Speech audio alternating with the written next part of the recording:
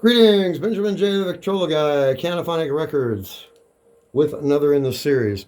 Well, I installed a new stylus that I'm experimenting with. This is a tungsten stylus rather than sapphire, and it has a truncated tip.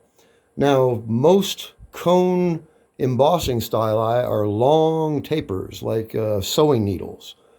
A truncated stylus is a perfectly round rod that has a sudden ground tip right on the end. There is no taper to it. So it looks like a flat tip with a small point sticking out of it. In any case, wanted to test this. Never used this one before. So I did a couple of test cuts, but I did not do a recording. So this is the first recording. No idea what it's going to sound like.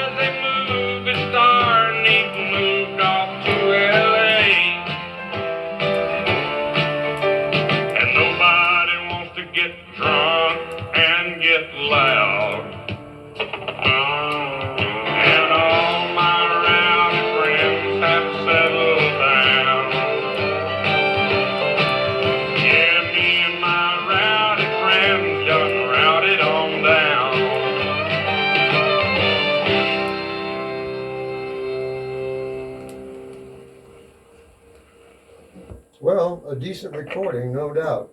a good quiet groove. Now I've got 50 grams on the end of that stylus. I've got the weight of the head adjusted to 50 grams.